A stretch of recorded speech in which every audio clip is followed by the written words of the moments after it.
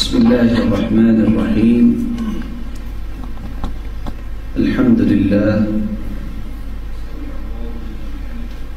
لله رب العالمين،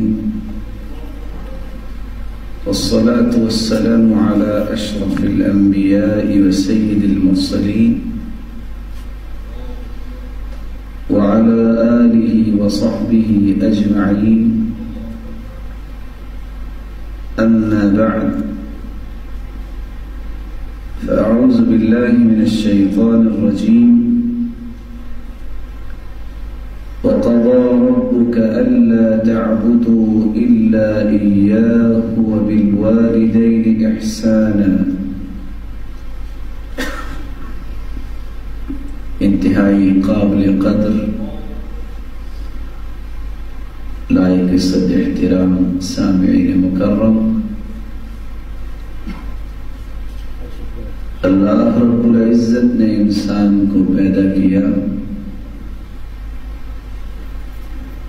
اور سب سے پہلے انسان آدم علیہ السلام کو اللہ رب العزت نے مٹی سے بنایا۔ اللہ رب العزت نے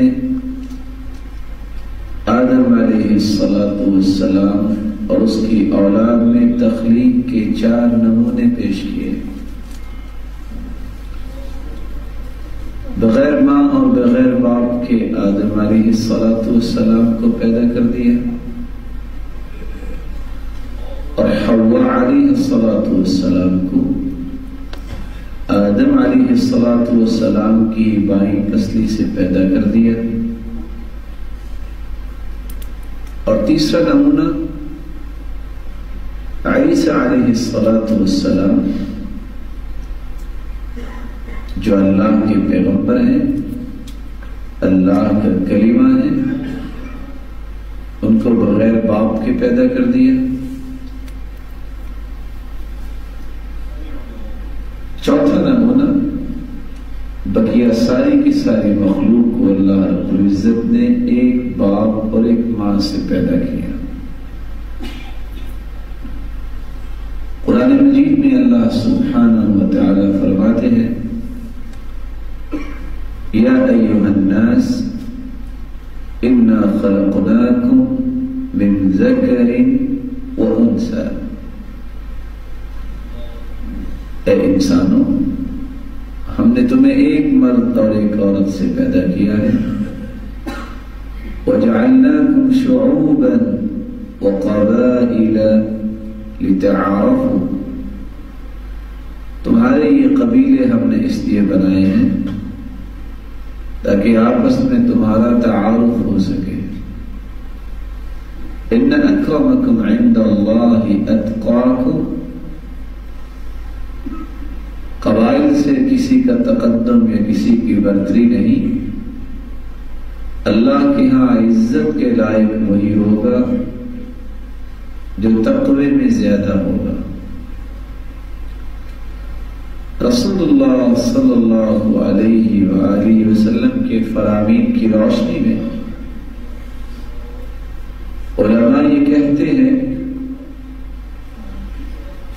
کہ اللہ رب العزت نے اپنی مخلوق کو رسول اللہ صلی اللہ علیہ وآلہ وسلم کے ذریعے جن تعلیمات سے نوازا ہے،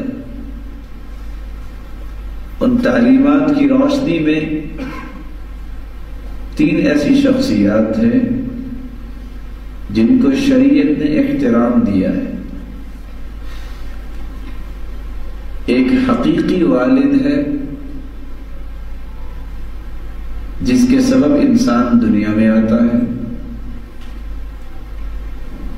اس کا احترام ہر شخص پہ واجب ہے، اور یہ احترام ہی اس کی عقل مندی اور دانش مندی کی دلیل سمجھی جائے گی۔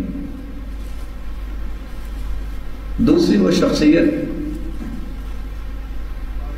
جس کو سسر یا خسر بولا جاتا ہے، رسول اللہ صلی اللہ علیہ وسلم نے فرمایا: اذا تزوج العبد فقد استكمل نصف الإيمان، فَلْيَتَّقِ اللَّهَ فِي النِّصْفِ الْبَاقِي، جب انسان شادی کرتا ہے تو اس کا آدھا ایمان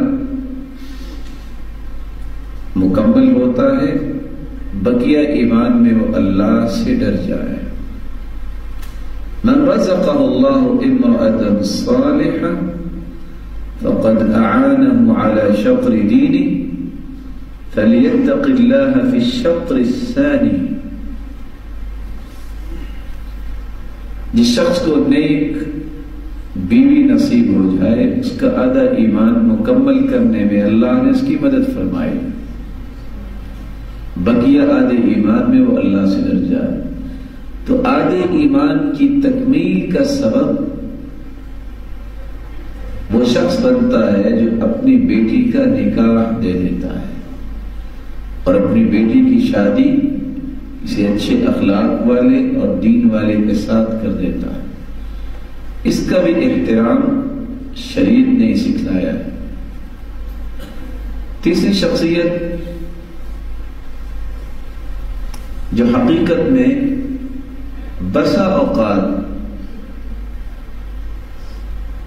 ان دونوں شخصیتوں کے احترام سے بڑے احترام کی حقدار بن جاتی ہے، وہ کون سی شخصیت ہے؟ وہ استاد کی شخصیت ہے۔ رسول اللہ صلی اللہ علیہ وسلم نے فرمایا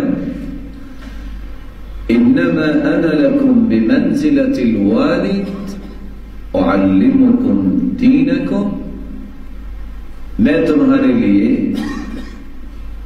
باپ کے مقام پہ ہوں، لیکن میری ذمہ داری کیا ہے؟ اعلمکم دینکم، میں تمہیں تمہارا دین سکھلاتا ہوں۔ فَإِذَا أَتَى أَحَدُكُمُ الْغَائِطَ فَلَا يَسْتَقْبِلِ الْقِبْلَةَ، اور میں تمہیں سکھلانا چاہتا ہوں کہ جب کوئی قضائے حاجت کے لیے جائے تو قبلہ رخ ہو کے نہ بیٹھے۔ رسول اللہ صلی اللہ علیہ وآلہ وسلم نے اس حدیث میں کس پہلو کو بیان کیا کہ استاد یہ بھی باپ کی جگہ پہ ہوتا ہے، اس کا احترام، اس کی عظمت کا احترام بھی ہر شخص پہ واجب ہے۔ یہی وجہ ہے سلف کے اندر ہم دیکھتے ہیں امام شافعی رحمت اللہ علیہ، امام مالک رحمت اللہ علیہ کے سامنے بیٹھ کے پڑھتے ہیں تو اس انداز سے احترام ان کے اندر تھا کہ استاد کے سامنے بیٹھے وہ پانی نہیں پیتے تھے۔ اگر کتاب کا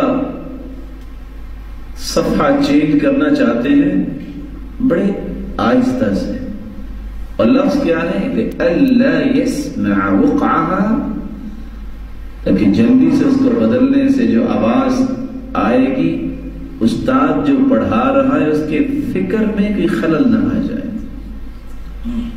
اور حالت یہ ہے، سفیان رحمہ اللہ نے سچ کہا اذا تعلمت حرفا فكنت عبدا له، اگر تم نے کسی سے ایک حرف بھی سیکھ لیا ہے تو تم اس کے غلام بن گئے۔ غلام جو ہے وہ اپنے آقا کے ساتھ بدتمیزی کا سلوک نہیں کرتا، اپنے مالک کے ساتھ برا سلوک روا نہیں رہتا۔ تو یہ تین شخصیات ایسی ہیں جس کے احترام کو شریعت نے اجاگر کیا ہے۔